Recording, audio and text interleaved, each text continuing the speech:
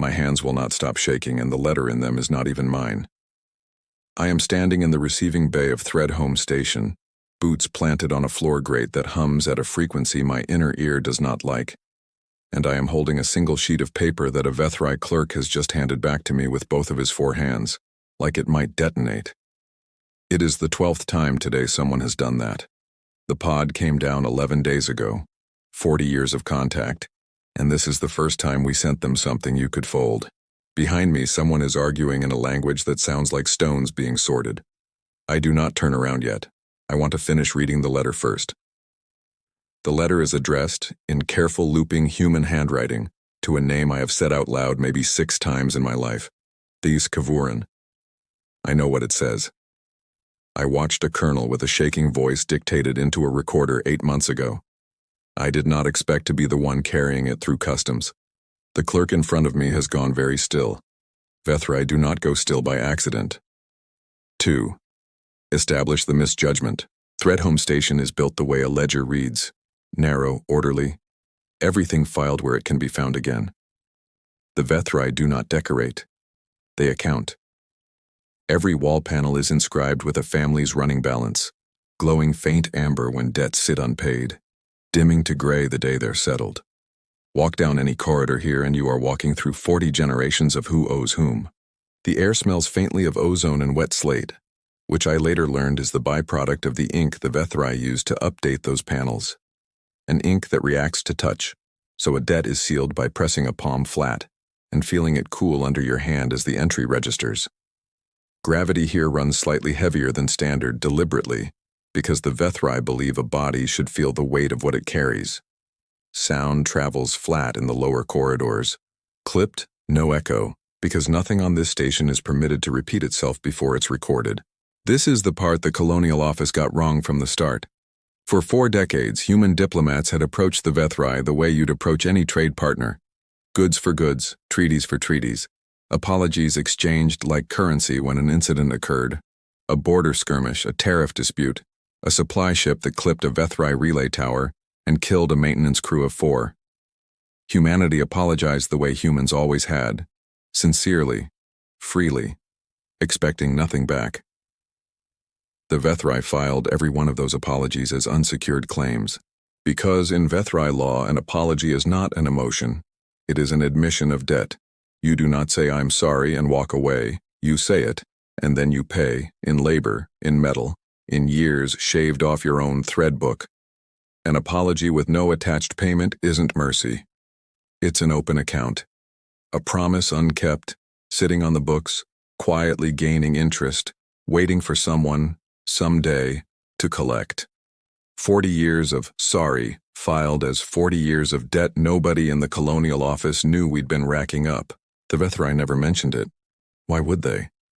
An unpaid debt owed to them was, by their own logic, a gift they had no obligation to refuse.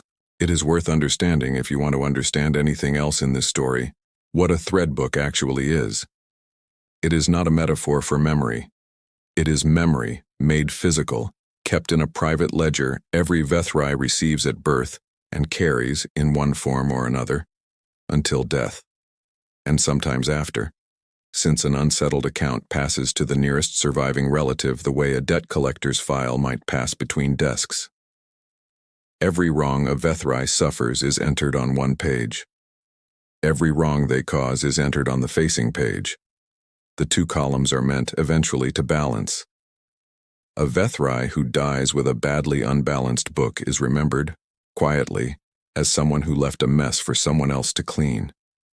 Nobody in the Colonial Office had ever asked to see one. That more than anything was the first mistake, because if they had, they would have understood immediately what an apology meant to a species like this.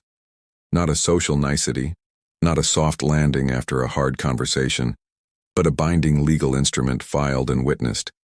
The opening line of a contract whose terms were assumed, whose repayment schedule was assumed, whose entire shape was assumed, because no Vethrai in 4 decades had ever encountered a version that wasn't, until one arrived in a shoebox 41 letters at a time, from a 9-year-old who'd broken a window. Until the day humanity, for reasons none of the diplomats fully agreed on, decided to try something different. Not a formal state apology, filed and stamped and diplomatically bloodless, but the real kind. The messy kind. The kind you'd write to a person, not a government. Somebody in the colonial office called it a gesture of goodwill. Somebody else called it a mistake. Both of them turned out to be right in ways neither expected. 3. The small human gesture. It started with a shoebox. Mara Okonkwo-Voss had kept every letter of apology she'd ever written since she was 9 years old. A habit that started when her mother made her write one to a neighbor whose window she'd broken and never quite stopped. By the time she joined the Colonial Office's Xenolinguistics Division, the box held 41 letters, rubber-banded in 3 stacks, corners gone soft from handling. She did not think anyone would ever ask to see them. Then someone did. It happened in a budget meeting that had nothing to do with her. A senior negotiator, half joking, exhausted, said, "We've tried treaties. We've tried tribute. Maybe we just need to say sorry like we mean it, the way actual people do, and see what happens." Nobody laughed. Mara, sitting at the back of the room because someone needed to take notes, raised her hand and said she still had a shoebox of exactly that. The room went quiet in a way rooms only go quiet when someone has said something true by accident. It became policy faster than any policy should. The Colonial Office solicited real letters, not diplomatic language, not legal boilerplate, from soldiers, engineers, families, anyone connected to 40 years of incidents with the Vethrai, however small. A tariff misfire that idled a Vethrai shipyard for a season. A survey drone that spooked a herd and collapsed a grazing tunnel. The relay tower collision. The dead maintenance crew, 147 letters in the end. Handwritten, where the writer could manage it. Sealed the old way with wax because someone decided a stamp felt too official for what this was supposed to be. Mara volunteered to write one herself for an accident she hadn't caused and wasn't old enough to have witnessed. An early survey ship, 6 years before her posting, that had clipped a Vethrai supply line during a botched orbital insertion. 1 dead, 3 injured. She wrote it because the name attached to the casualty file, Kavurin, T, surviving dependent, kept surfacing every time she reviewed old incident logs, and nobody else had claimed it. She chewed through 2 pens writing 4 drafts, the 5th one she sent. She did not sign it with her rank. She signed it with her name, and beneath it 1 line she'd almost cut and didn't. "I don't expect anything back for this. I just didn't want it to sit unsaid." She had no idea that sentence would be the single most dangerous line in the entire shipment. The letters were sealed the old way by hand in a converted cargo bay that smelled of hot wax and printer toner for 2 straight weeks. Volunteers from 3 different departments sat at folding tables, passing envelopes down a line. Sign, fold, seal, stamp. The way you might assemble care packages, except every package here was a confession. Someone brought in a radio. Someone else brought snacks nobody finished, because it turned out to be strange, quiet work, writing down 40 years of things people had done wrong and were finally admitting to a species that had never once asked to hear it. A few letters were rejected outright by the review board. Too political, too self-serving. Apologies that were really just complaints wearing a different coat. Mara's was not one of them, though it came close. A reviewer flagged the line about expecting nothing back as diplomatically ambiguous, and nearly cut it before deciding at the last minute to leave it in. When the pod launched, it weighed almost nothing. 1,947 sheets of paper is not much mass, next to the freighters that usually cross that same stretch of dark carrying ore or medicine, or, on worse years, munitions. Somebody on the launch crew joked that it was the lightest cargo they'd ever cleared, and probably the heaviest thing they'd ever sent. Nobody laughed at that one either. The pod launched on schedule, unremarkable among the freight manifest. No warheads, no trade goods, nothing that had ever registered on a Vethrai threat assessment. Just paper. 1,947 sheets, sealed, addressed by hand, riding in a cargo pod meant for something that had never once in 40 years been exported. Regret. Unbilled. Iffy. The emotional anchor is threatened. Thes Kavurin was 22 when his father died, and he was still 28 when the letter with his name on it landed on his intake desk, because in 6 years he had never once stopped being the person who found out from a stranger. He did not open it right away. He looked at the handwriting first, the way you look at a wound before deciding whether to touch it. Thess worked processing, third tier in the receiving bay, a low posting for a ledger keeper's son. But the accident that killed his father had also erased the family's standing, since a thread book doesn't distinguish between the debt owed to you and the debt your death leaves unfinished. His father's book had closed mid-entry. Thess had spent 6 years quietly, methodically trying to balance an account that legally could never be balanced, because the debtor, some human survey captain 3 sectors away, had never been billed, never been named, never even known, until apparently someone had. He opened the letter alone in the processing closet where he took his ration breaks, because some part of him, the part built entirely out of ledgers, already suspected this was not something to be seen doing in public. The handwriting was unsteady in places. He noticed that before he noticed the words. It named the accident. It named the date, which matched his father's death entry to the hour. It said the words "I am sorry" in a construction so simple the station's translation matrix flagged it as a possible transmission error and had to render it 3 separate ways before settling on the one closest to true. No debt implied, no payment sought, offered anyway. Thess read that line 4 times. His hands, when he set the paper down, were not steady either. He did not know what to do with a debt that could not be entered. His thread book had a column for grievance, a column for restitution, a column even for grudges passed down unpaid through generations. But no column existed for an apology given with nothing attached and nothing expected. The concept did not have a slot. It did not have a shape. He remembered without meaning to, the day he'd inherited his father's book, how the reckoner had handed it over still warm from the print, how the final entry, in his father's own hand, was a half-finished notation about a supply shipment that never specified who was responsible, because his father had died mid-sentence, mid-thought, before he could write the debtor's name. Thess had spent 6 years trying to fill in that blank himself, chasing incident reports through 3 tiers of bureaucratic denial, getting nowhere, because a human survey captain 3 sectors away had never once been told a name existed to answer to, and now apparently someone had gone looking for that name on her own, without being asked, and found it. He thought about his mother, who had stopped speaking of his father entirely somewhere in year 3, not because she'd stopped grieving, but because grief with no debtor to direct it at curdles eventually into something that has nowhere to go. He thought about how she would read this letter, if he showed her, and whether it would feel like closure or like a wound reopened by a stranger's hand. He decided, standing alone in that closet, not to show her yet. He filed it as unclassifiable and told no one, and that decision, small, private, almost accidental, was the first crack. Because Thess was not the only one who received a letter that day. He was one of 1,847, and every single processing clerk on Thread Home Station who opened one hit the same wall he did, a document that made a claim of debt in the grammar of an apology, but refused, explicitly, in writing, to collect. Somewhere above him, in a tier he'd never been permitted to enter, the station's central ledger court was already receiving reports of a filing category that did not exist. And ledgers, Vethri ledgers, do not tolerate things that do not exist for very long. The reveal.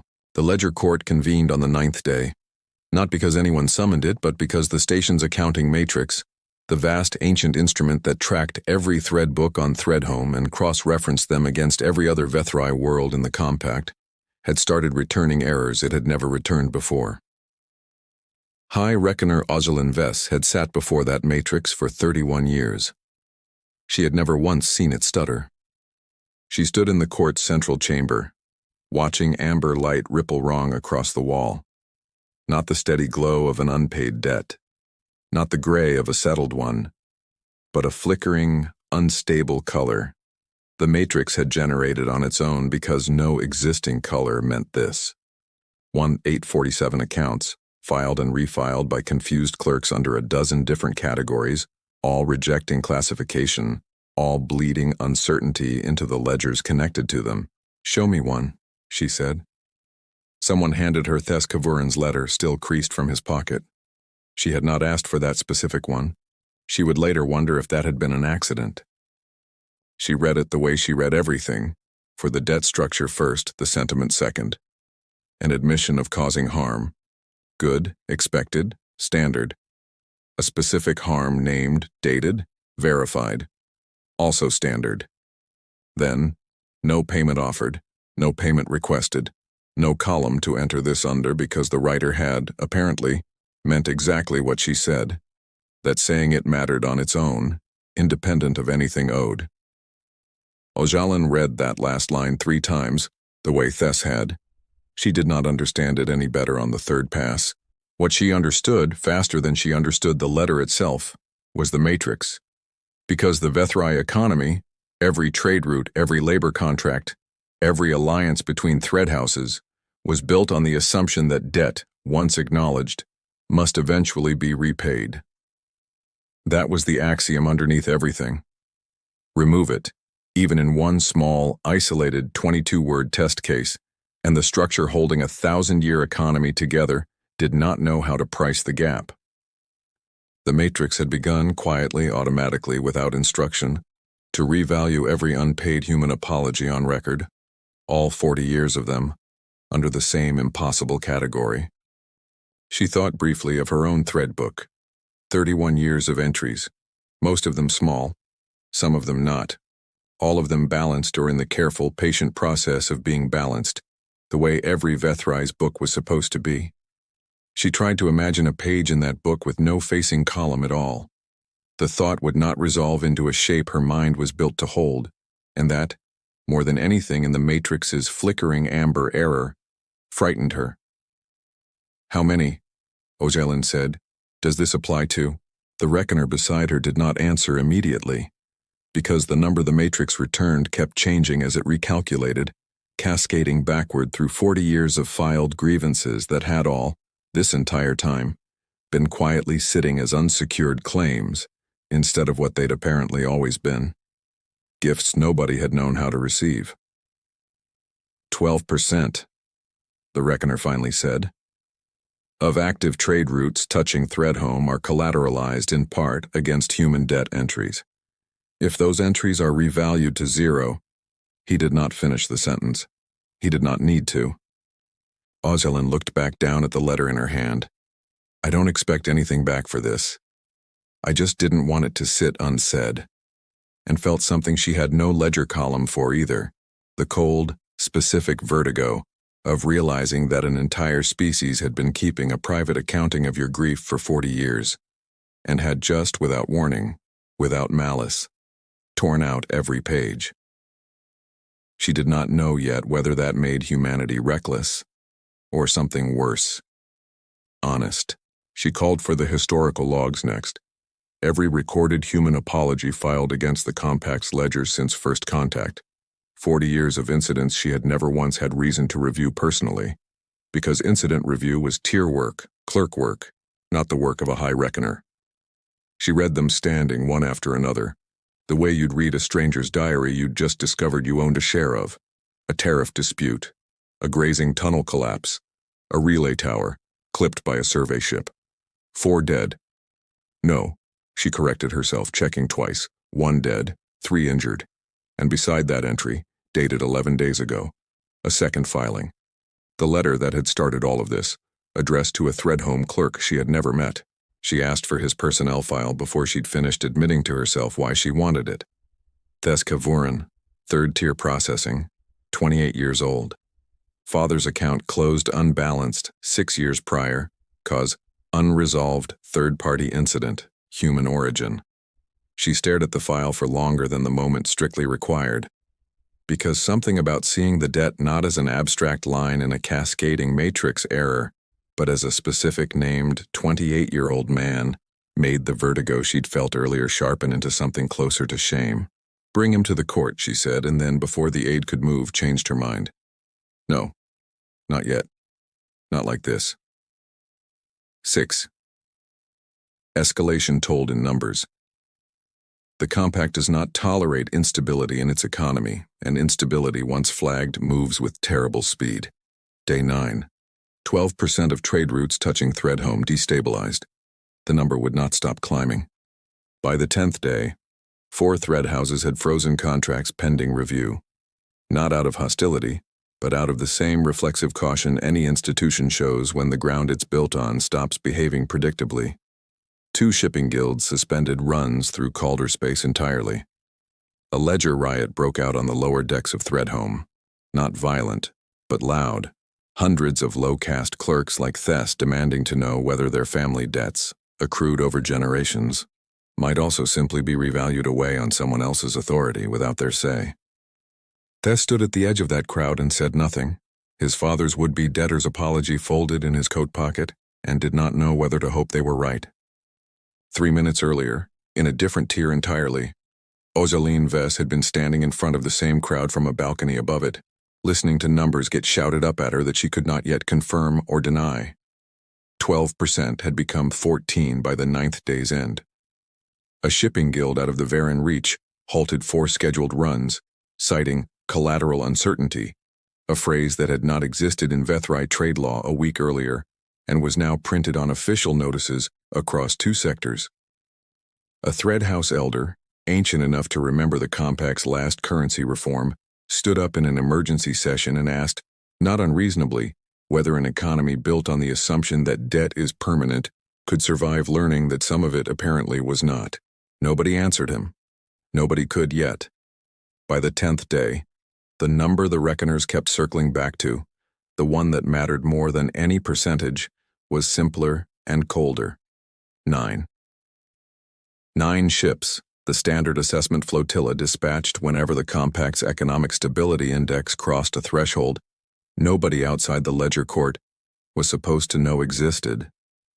4 days from the nearest staging point to outpost Calder. 96 hours from launch to arrival, a number that would begin the instant the order was signed, counting down in every relay room on both sides of the dark. The High Reckoner's office sent an emergency dispatch to the Vethrai homeworld requesting instruction, and the instruction that came back was old, blunt, and exactly what 40 years of contact should have predicted. Send the flotilla. Not to attack, the compact was not yet certain enough of anything to attack, but to assess, in person, at the source, whether this was a weapon disguised as sentiment or something else entirely. 9 ships, 4 days' travel from the nearest staging point to outpost Calder. The countdown began the moment the order was signed. Mara Okonkwo Voss learned about the flotilla on day 10, standing in the Colonial Office's cramped Calder relay room, watching a tracking display update with 9 hostile classified contacts and a closing time that ticked downward in a red font nobody had bothered to make less alarming. 96 hours, then 94. She had written a letter to a dead man's son, and it might be about to start a war. The Colonial Office's response split immediately into 2 camps, the way it always did. One arguing for immediate formal retraction, a diplomatic note explaining the letters as a misunderstanding, an offer to renegotiate every apology as a proper, billable debt if that was what stability required. The other camp, smaller, quieter, argued that retracting an apology because it caused inconvenience was its own kind of betrayal, and that if the letters meant anything at all, they had to mean it even now, especially now with ships inbound. Mara did not have rank enough to be in that room. She went anyway and stood at the back and did not raise her hand this time. 81 hours. The flotilla adjusted its approach vector, not evasive, not aggressive, just precise, the way a species that measured everything always moved. Outpost Calder's defense grid, 6 ships and a handful of orbital platforms, held position and did not power up a single weapon, because the order that came down from the acting administrator, against the advice of at least 2 advisors, was simple. We do not defend an apology by aiming something at the people we apologize to. 60 hours. 40. The number on the display kept closing and nobody in that relay room stopped watching it, and nobody, notably, reached for a weapon either. E7'd. Restraint as the real power move. At 18 hours to arrival, the Colonial Office had every justification to arm Calder's platforms and had refused 3 separate requests to do so. This is the part no history lesson about first contact usually mentions, that the strongest thing a side can do sometimes is nothing, held perfectly still on purpose. The advisors who pushed for arming Calder's platforms were not wrong to be afraid. 9 ships is 9 ships, whatever their stated purpose, and a species that measures grief in ledgers might, for all anyone in that relay room actually knew, measure retaliation the same precise, unforgiving way. One advisor pulled up casualty projections for a worst-case engagement and set them on the table without a word, because some numbers argue for themselves. The administrator looked at those numbers for a long moment. Then she looked at the tracking display instead, at 9 dots closing steadily through the dark, and asked a question nobody had thought to ask yet. What are they actually afraid of? Not of humanity, the analysts eventually agreed, working it out in real time with 40 hours left on the clock. Of the precedent, a species that could apologize without asking for anything back was, from inside a debt-based economy, either a threat to the entire system or the first evidence in the Compact's recorded history that another system was possible. 9 ships were coming not to punish an insult, but to determine up close which of those two things was true. That distinction changed everything about what the second letter needed to say. Instead, the administrator did something that made 3 advisors quietly ask if she understood the stakes. She authorized a second cargo pod, not a retraction, not a weapon, a response, to be sent the moment the flotilla was close enough to receive it, timed to land in their hands before the ships did so the Vethrai would know, before a single vessel entered Calder space, exactly what they were arriving to meet. Mara was called into a room she had never been allowed into before and handed a blank sheet of paper and told, "You started this. Finish it in your own words. You have 6 hours." She did not write policy. She wrote, again, the only way she knew how, plainly, imperfectly, chewing the cap off a pen she'd grabbed without thinking. She explained, as simply as the matrix that flagged Thess's letter had needed things explained, that the apologies were never meant as claims, that humanity understood now what 40 years of sorry had accidentally cost the Vethrai's own economy, and was horrified by it in a way no diplomatic note could properly convey. That if the Vethrai needed every letter formally retracted and reclassified as debt to restore stability, humanity would do it, every single one without complaint, because causing this chaos, even by accident, even with good intentions, was itself something to apologize for. And then she wrote one more line, the one the administrator almost cut and, in the end, did not. But if there's any way to keep them as what they were meant to be, we'd rather find that way together. The second pod launched with 11 hours to spare. It carried the letter and nothing else. No counteroffer, no leveraged concession, no quiet threat folded into diplomatic language the way threats so often are. Just paper, again. The second time humanity had sent the Vethrai something you could fold instead of something that could hurt them. 6 hours. 4. The flotilla's lead ship altered its approach by 11 degrees. A small, precise, unreadable adjustment that made the entire Calder relay room stop breathing at once. Ozalin Vess received the second letter personally, patched through from the lead ship's own receiving bay, 40 minutes before the flotilla would have entered weapons range of a planet that had none raised against it. She read it standing, the way she'd read the first one, debt structure first, sentiment second, and found this time that she had stopped instinctively looking for the column to file it under. Hold position, she told her ships, at 2 hours to arrival, close enough that Calder's sensors could finally see them as more than dots. We are not here to collect. Her second-in-command asked carefully what they were there to do instead, if not to collect and not to attack, and Ozalin found she did not have a clean answer, only that whatever the Compact did next, it could not be the same thing it had always done, not after a station full of clerks had spent 9 days discovering that debt was not the only language grief could speak. She ordered the flotilla to hold at the edge of Calder's defense perimeter, close enough to be seen, far enough to prove nothing was being demanded. On the ground, Mara watched the 9 dots stop moving on the display and, for the first time in 96 hours, let herself breathe out fully. Fate. Quiet epilogue.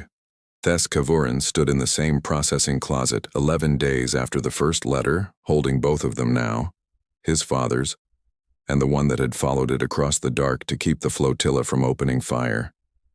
He had read them so many times the creases had started to soften into something closer to cloth. The Ledger Court in the end did not force a mass retraction. Ozalin Ves argued, and eventually won against 3 centuries of precedent, for a new column. Not debt, not gift, not grievance. A category with no exact word yet, translated imperfectly into something close to acknowledged, unclaimed, kept anyway. 12% of trade routes stabilized within the week, not because the debts were repaid, but because the compact, slowly, learned to price something it had never had to price before. A wrong named honestly with nothing demanded in return. Thes did not enter his father's account into that new column right away. He sat with it for 3 more days first. Mara kept writing letters after that, though the Colonial Office no longer needed to ask her to. She added a 42nd, then a 43rd, to the shoebox under her bunk. Not apologies this time, but replies, because the Vethrai, uncertain and careful, had started writing back. Thes Kavurin's reply was 4 lines long, unsigned with any rank because he held none worth naming, and it said, among other things, that he had decided to enter his father's death not as a settled account but as an open one. Open on purpose the way she'd left hers. She read that line standing in the same relay room where she'd once watched a countdown, and this time nothing on the display was ticking down at all. The shoebox does not close properly anymore. It has too much in it now.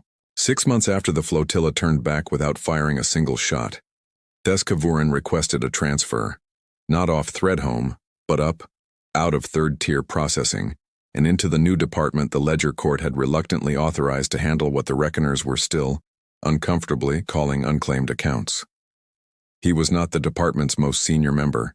He was, everyone agreed, its most necessary one, because he was the only Reckoner on the station who had once sat alone in a processing closet and understood, from the inside, what it felt like to hold a debt with nowhere to put it.